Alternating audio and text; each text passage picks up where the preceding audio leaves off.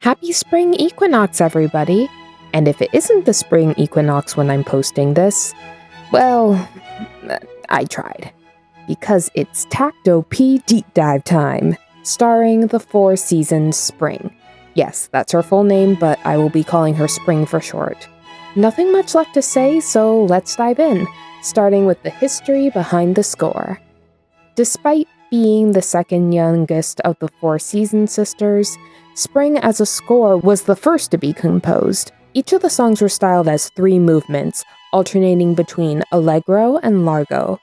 Unlike the sister compositions, Spring borrows a bit from Vivaldi's opera Il Gustino. I looked up which part it was, and apparently it's Act 1, Scene 5.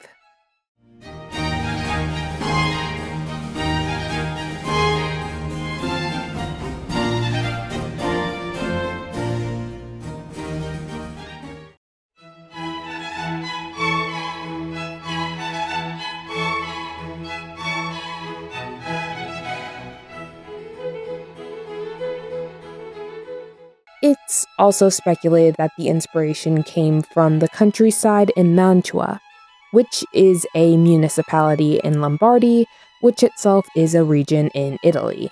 The scores themselves were an absolute game changer for music at the time, and it blew the minds of everyone who listened to it, as it replicated sounds like singing birds, a shepherd and his dog, storms, and a dance party. I didn't realize that all of this was meant to be invoked at the time, until I found that each song had an accompanying sonnet tied to it, which mentioned all the things I just talked about. However, it's unclear who wrote each sonnet, and in fact, it's been debated on for centuries. Some people think that Vivaldi himself wrote each sonnet, others think that Vivaldi became inspired by the sonnets and used them as the basis for the songs. Regardless, Vivaldi was incredibly passionate about this project and strove to put in as much detail as possible. And like with many other classical music scores that I've done in this series, Spring is another that I regret not appreciating beforehand. So, I decided to listen to it and tried to let any imagery float into my head. And it reminded me a lot of cherry blossoms. But I could pinpoint the moment where storms were meant to be invoked, as the music became much more tense and uncomfortable. And afterwards, the music was slower and more cautious, as if it was afraid to return to its earlier celebratory nature. And since I spoke a lot about the sonnet, I shall now read it to you. Springtime is upon us. The birds celebrate her return with festive song, and murmuring streams are softly caressed by the breezes. Thunderstorms, those heralds of spring, roar, casting their dark mantle over heaven. Then they die away to silence, and the birds take up their charming songs once more. On the flower-strewn meadow, with leafy branches rustling overhead, the goatherd sleeps, his faithful dog beside him. Led by the festive sound of rustic bagpipes, nymphs and shepherds dance lightly beneath the brilliant canopy of spring. That was lovely. And I can see how elements of this were used in Spring's personality and design. When I sat down to look at the Season sisters together, I was reminded of an old DeviantArt post by Beedalee Art. To make a long story short, she made a brilliant analysis of magical girl outfit designs, what works and what doesn't. She shrinks it down to 3 key topics, ones that rhyme no less. Number 1, the theme. What do your magical girls draw inspiration from? What's their story and aesthetics? Number 2, the scheme. What's the color palette of the uniform, and how does it harmonize with the others? Number 3, the team. How cohesive are these designs, and how balanced are they, both for a team and for them as individuals?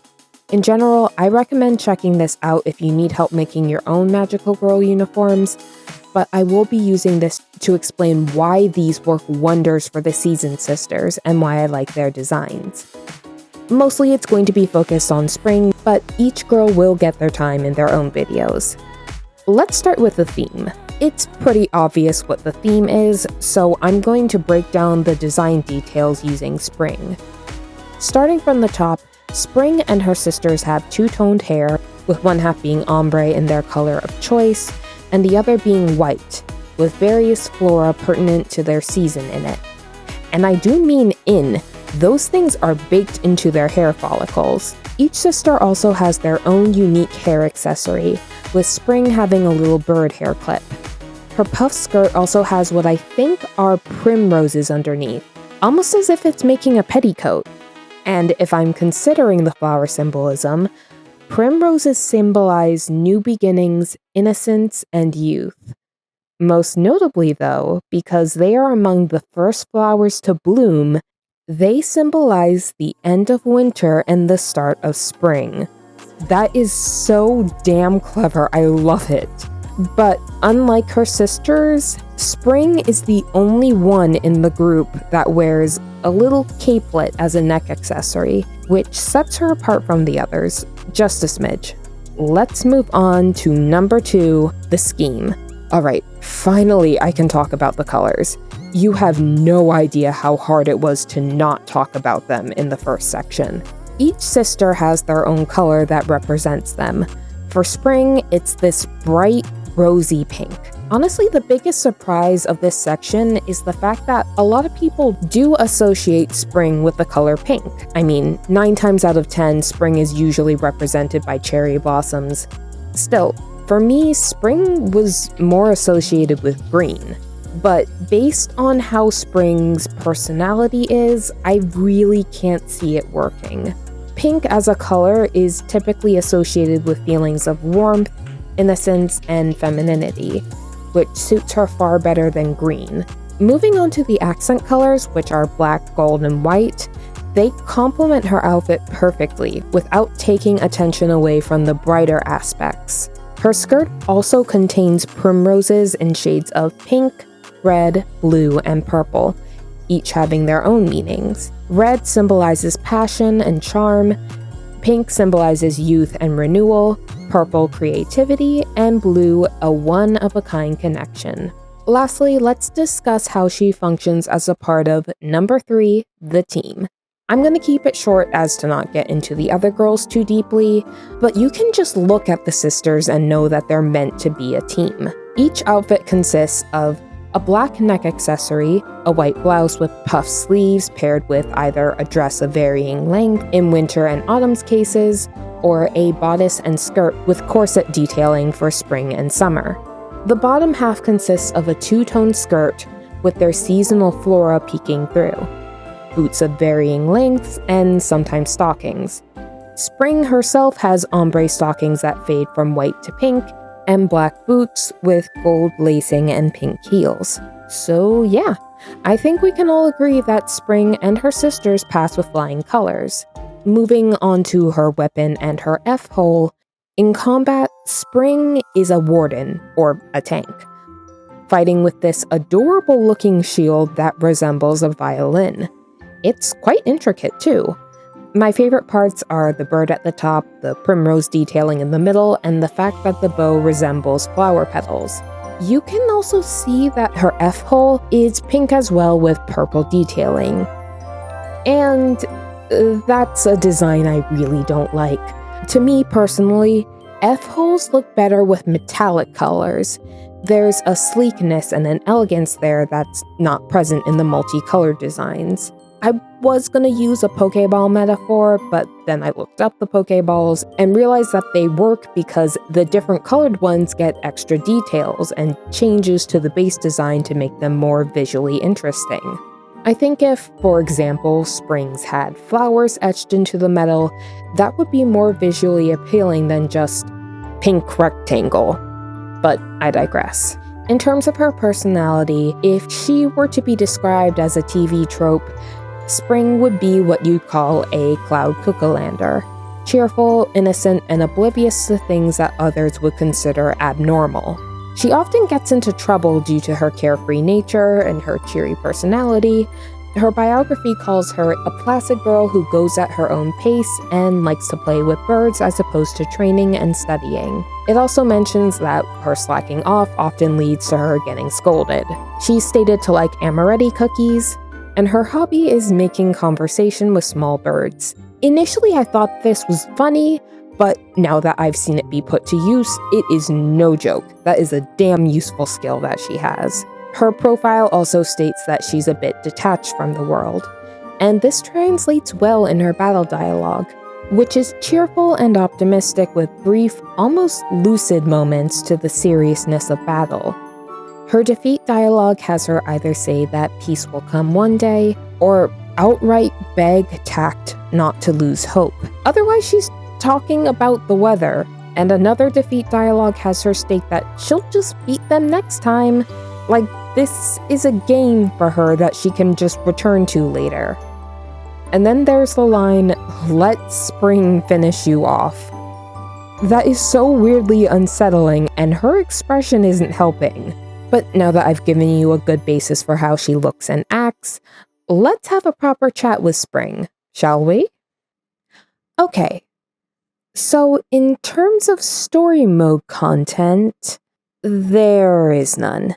Which is a shame because Spring and her sisters have a unique dynamic, and I would have liked to see it get explored further. As for the tea time content, I did find a few conversations from my usual sources. However, I first want to give a shout out to her voice actress, Manatsu Murakami, as she does a great job of balancing Spring's innocence with her more bubbly personality, and it ends up being charming without seeming forced. She sounds so gentle too that you just want to give her a hug. For example, Spring's first introduction starts with her apologizing for her lateness and explained that she'd taken a walk due to the weather being so nice, and that she ended up getting lost before letting out this adorable little giggle.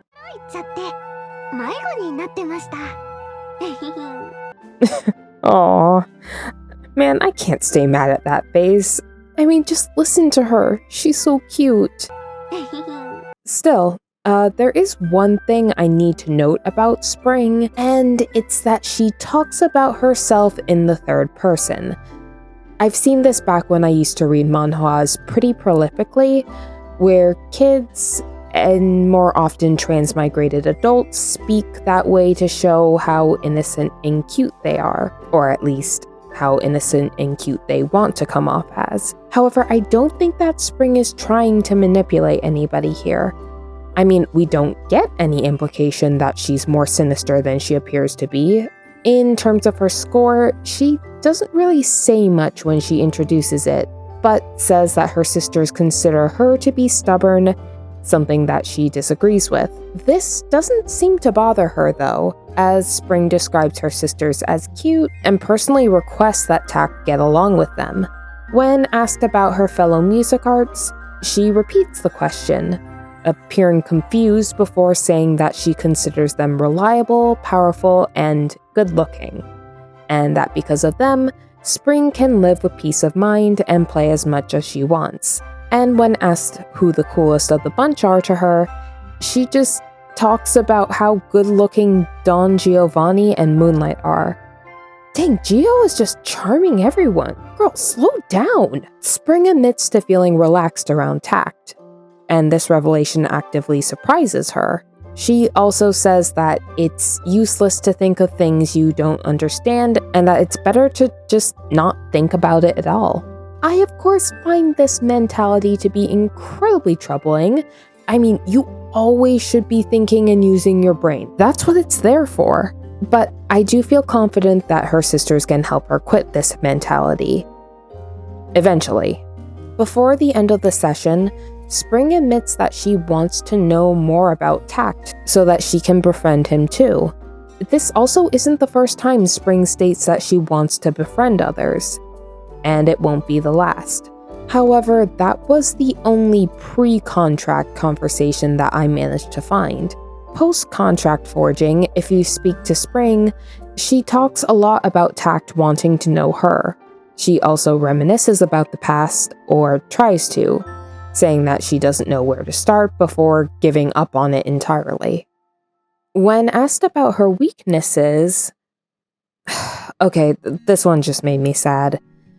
Spring starts off by confirming that she doesn't think highly of her intelligence and adds that she's bad at sports, which, as someone who is more artistic than athletic, sports aren't the end-all be-all.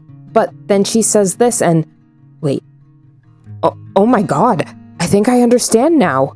Spring, I think you have ADHD. If that's the case, then this explains so much. Her getting distracted frequently, struggling to remember stuff, being in her own little world half the time and not paying attention to conversations, her childish demeanor, which could be linked to a maturational delay, not wanting to focus on her studies and things that don't stimulate her, wandering off to do things she wants with little impulse control. Spring, honey, you're not dumb, you're neurodivergent, and possibly a hyperactive type for ADHD. You can understand birds, for God's sake. That's not being dumb at all. Tact agrees with me, although he doesn't reach the same conclusion that I have.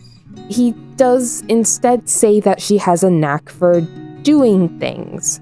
Spring questions if she has a knack for problem solving, and if she's anything like me, then yes, Spring is very good at problem solving, but likely sees the harder, more time-consuming path forward before she sees the easy one.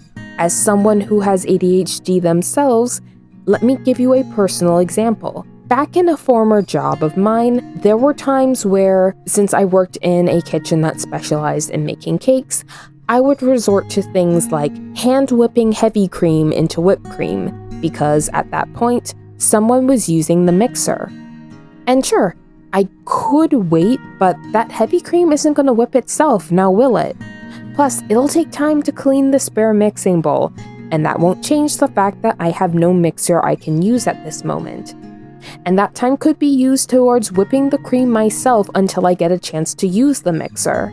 It may not make sense to a neurotypical person, but to me, even if it takes longer, it's still getting done until I can use the conventional method. However, Spring hasn't reached that point where she can see her differences this way. Instead, she just attributes her accomplishments to the help that she gets from everyone, before saying, "Even if it's a flaw, it's still my personality, so it's still quite good?" And I think all of us neurodivergent folks should keep that in mind. While I absolutely refuse to call our brains functioning differently a flaw, we are pretty damn creative, caring, and cool people. We're still quite good indeed. The final question is on changes that occurred. And as broad a topic as that is, it's related to changes that have occurred since she became a music art. This question bothers Spring a lot. She relays that she's been told that no one really knows what she's thinking, and has been accused of being self-centered, which is true given that she's stubborn and often does her own thing, but hey, a flaw is what makes a character. And Spring admits to reflecting a lot about why she's misunderstood, but doesn't seem to fully understand why. This implies that Spring hasn't developed the self-reflection skills that come from interacting with her peers. This is something that 17 to 19-year-olds should be thinking about. But Spring tends to just stick with her sisters and doesn't really think to interact with her peers. But at this point, I'm spoiling her Bond story. It's also worth noting that due to tact, the misconceptions about her have decreased with the others. Which, yeah, with a neurotypical person around to explain the things that Spring may not get, I can see why they decrease. But tact based on all three potential responses is confused as to why that is. One thing of note, we do see more of Spring speaking in first person, and as this conversation takes place post-contract forging, she's more concerned with supporting tact since they're a team, and she wants to work hard to overcome both of their shortcomings, which is a far cry from how she was at the start. Okay, so if you watched my last couple of videos, you'll know that Spring has a minor role in Pavane's invitation story, and, well, I still feel the need to cover it. but since it's such a small part, I can just breeze through it. Okay, so Spring is part of the battle at the beginning and is seen pulling her own weight and supporting the others. When asked about Pavane, Spring says that she doesn't really know her, and says that Pavane outright told her not to talk to her unless it was important, or basically about D2s. This, however, doesn't stop Spring from wanting to befriend her, and towards the end, when Free Shooter is scolding Pavane, Spring comes to her defense and tells Free Shooter not to speak that way, implying that she doesn't see the harm in Pavane's behavior and is just giving her the benefit of the doubt.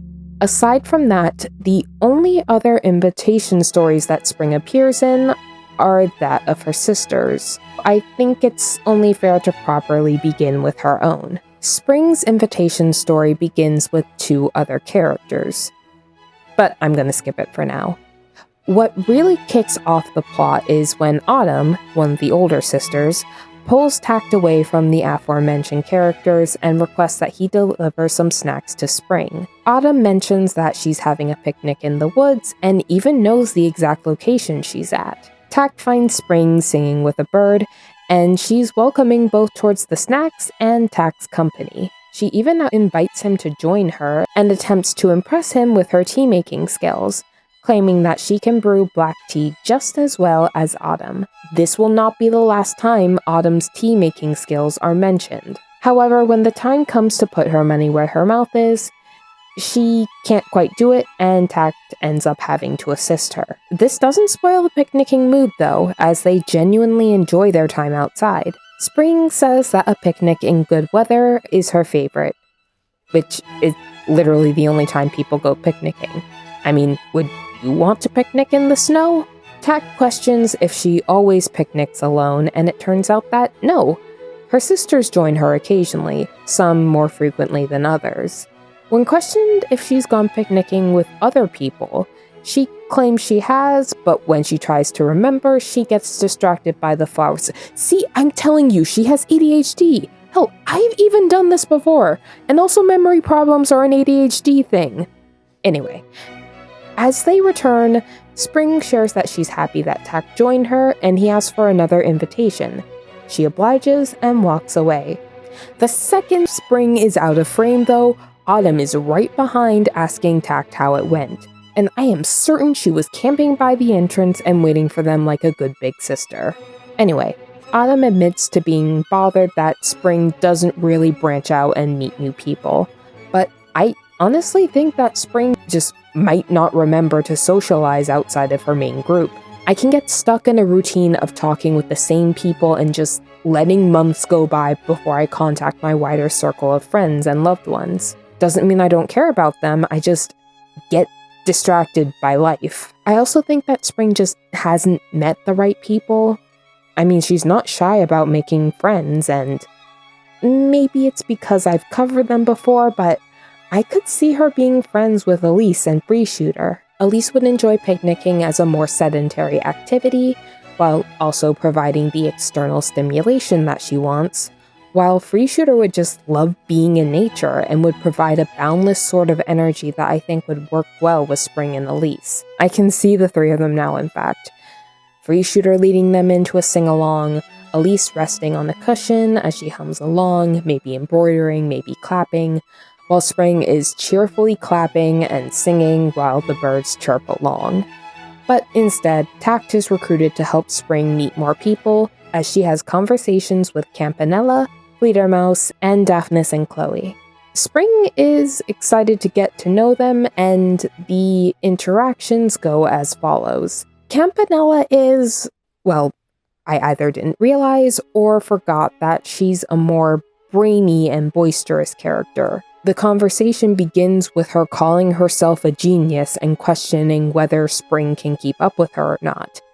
Tact has to get her to tone it down before they have a proper conversation.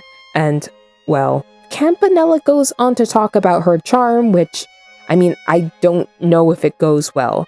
Spring seems okay, but Tact clearly doesn't want to hear about it if his posture is anything to go by. Anyway, Fledermaus is next, and she seems pretty chill at first. But then she hears that Spring likes to talk to birds and makes this face while calling her the most carefree out of the 4 seasons, which she's basically calling her crazy. But with Spring being Spring, any teasing from Fledermaus goes right over her head. As a result, Fledermaus gets bored of her, and Tact even admits that Fledermaus picked the wrong target for her teasing. And guess what? Struggling to pick up on social cues is also an ADHD thing. Fledermaus leaves shortly afterwards, so we move on to Daphnis and Chloe. This time, Tact guides Spring to ask a question instead. Spring questions what she likes, and I am rooting for her to make a friend at this point. Daphnis and Chloe, who I'm just gonna call DNC for short, says that she likes weaving. But I think it's a translation error, as DNC's Bond story is all about her knitting. Anyway, Spring is very receptive and even asks to learn how to knit.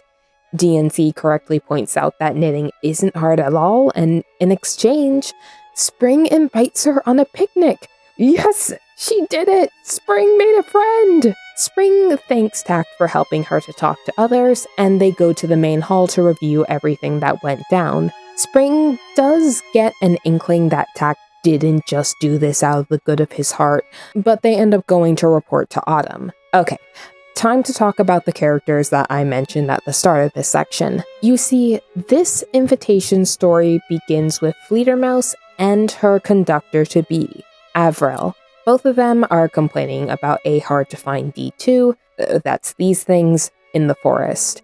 And they return while Autumn is being briefed on Spring's interactions. Autumn is also the one to volunteer that Spring find the D2 since, she spends a lot of time in the forest. Tact straight up suggests that Spring asks the birds where they are, and Spring just replies, "Oh yeah, that'll work." Avril thinks that Tact is losing it, but Tact vouches for Spring. Autumn leaves while looking like this and adds that, "I don't think she was lying either." Who wants to bet she was shooting Avril the dirtiest look as she left? Once in the forest, Spring gets distracted while leading them, which earns Avril's ire. But Spring assures her that she's looking for the D2s in her own way. She stumbles across some birds and asks, noticing that they're agitated, which can only mean one thing.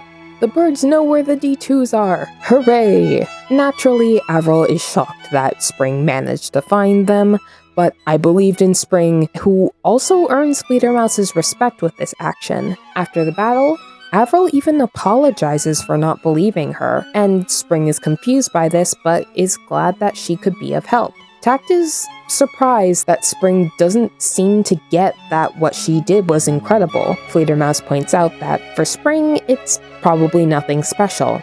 Avril goes so far as saying that she wants to repay Spring and asks if there's anything that she'd like. Dang, I was mad at Avril, but she's being such a sweetie here. Look at her, I can't stay mad at that face either. Instead of asking for money or cookies as I was expecting, Spring invites her and Fledermaus to a picnic, which Avril accepts. The last scene features the 4 seasoned sisters gathered for a tea party, even though this image has them eating dinner. The others are pretty proud of Spring's accomplishments, but she's busy eating pastries, and when Winter is like, "Hey, we're discussing your accomplishments, pay attention," Spring's response is, "Don't you want a pastry? This scone looks yummy." Tact thanks her again for her help, but questions why Spring doesn't care when people talk about her. He suggests that she's straight up indifferent about her own self-perception, but Spring is confused by this, either by Tact's words or by what he's pointing out. Autumn asserts that this is simply Spring's nature, as the episode comes to a close. Spring doesn't really feature as much in the other Sisters Bond stories, as is natural, but her role is significant enough that I should mention them anyway. In Summer's Bond story, Spring begins on the balcony of Symphonica, speaking of how beautiful the sky looks. And for my viewers who play Nikkei, Symphonica is underground and has an artificial sky, which Spring probably knows about, which makes her comments a bit weird. Tact seems concerned and asks if she's okay before getting by Summer as she sits down to eat. But then the conversation turns to how different the sisters are, and Tact even suggesting that the girls are different sets Summer on a mission to prove how similar they are. When Summer asks Spring, she replies with, "Of course we are, we're sisters," which makes Summer even more hell-bent on proving that all the girls have something in common. Later, when Tact and Summer get lost in the forest, Summer decides that now is a good time to prove that she can talk to birds like Spring. She proves this by shouting at them and causing them to fly away. Tact is convinced they're doomed, but Summer is convinced that they're going to get Spring. And they do. The birds fly back first, then Spring comes back 2 seconds later, because they told her someone was lost in the forest. You know, given how sad Summer's Bond story makes me, I'm going to consider this a win for her. She may not understand birds, but she can talk to them. So yes, she does have that in common. Spring and the others appear late in Autumn's Bond story, when the latter collapses due to exhaustion. Spring's first response is to cry, which is the most upset that I've ever seen her be. She's relieved that Autumn wasn't injured, and upon finding out that it was due to her acting on her own with no real regard for her own health, Spring admits that she considers it Autumn's way of caring for the others, and her own personal strength. She also offers to help with the situation Autumn and Tact were in with no hesitation, being relegated to chore duty, which is no issue as Autumn's chores were mostly done anyway. Spring also recognizes that Winter is a loner, and remarks about it rather cheerfully, suggesting that it's just another aspect about her sister that she loves in her own way. And when they find out that Autumn ran off to fight instead of resting, Spring is determined to do the scolding for a change. And after the battle, she orders her older sister to not go off by herself again. Like with prior Bond stories, Spring appears near the end of Winter's. However, she and Summer are the catalyst for this plot, as them being late returning home from a mission is the spark that causes a huge fight between Autumn and Winter. Autumn wants to go looking for them, but Winter asserts that they're big girls and will be fine on their own. Winter, however, is the one that Tact accompanies as she looks for them. Near the end of the story, they're found when Spring literally runs into Summer and knocks her over. Turns out they accomplished their task, but the communication equipment broke, and as they had been chasing a D2, Spring points out that it would have been irresponsible of them to abandon it. Winter is relieved, but she is an ultra tsundere and doesn't really express it, saying instead that they have to apologize to Autumn for causing her to worry. We also get this insane post-battle reaction from Spring. See, the place they ended up finding the two in are ruins. And so, post-battle, the ruins start to collapse. Winter realizes this first, and upon telling them, Spring's response is, "Oh no, that won't do at all." Like, Spring, take this seriously, girl, you could die! Autumn even calls her out on it. In the end, they return home safe and sound, much to Autumn's relief, who bear hugs them and then makes them black tea in celebration of their first successful duel mission. And now that we've reached the end of the invitations, all that's left is the contract signing. It begins in the most random way. And I'm not gonna just say what it is, I'm gonna paint a picture for you. Imagine it's a warm, sunny day. The sky is blue, the birds are singing, and a lady you like has invited you to a private meeting. You get there, heart pounding in your chest, offset against your forcibly casual footsteps. You have an idea about what this conversation is about, and you are over the moon.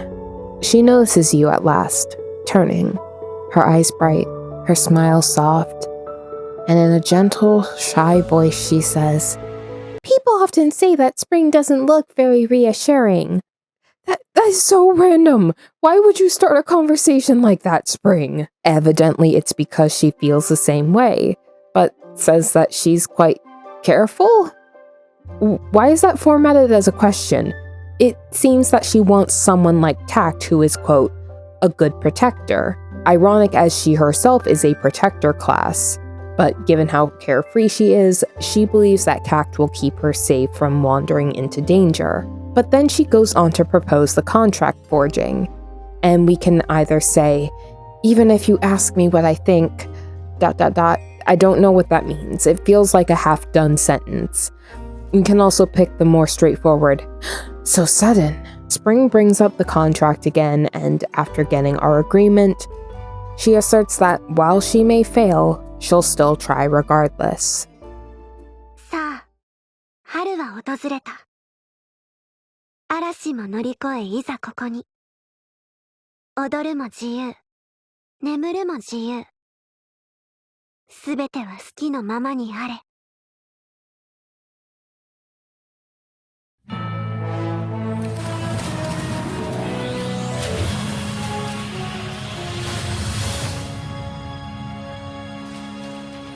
これからあなたと一緒に春はもっと強くなります。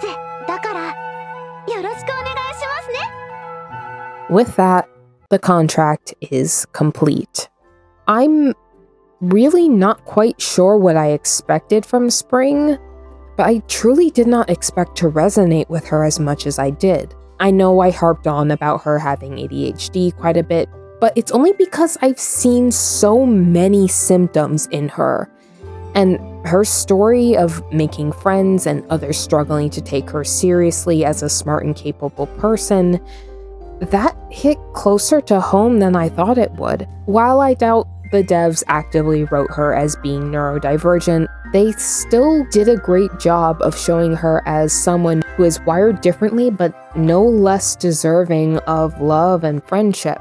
Whether or not you yourself celebrate or acknowledge the spring equinox, provided you're watching this on that day, I hope I at least helped you to better appreciate Vivaldi's score, and I hope that you're excited for summer's video when the time comes to release it. Until then, thanks for watching, like and subscribe for future videos. As you can tell, I'm pretty much all over the place and tend to be quite random in my subject choices, so I like to post about what my upcoming topics will be, provided there aren't any changes. Hopefully the one after will be on Ica Island, and if that topic doesn't interest you, well, I hope I have a video that will. I'll see you all in the next one, and take a moment to appreciate spring.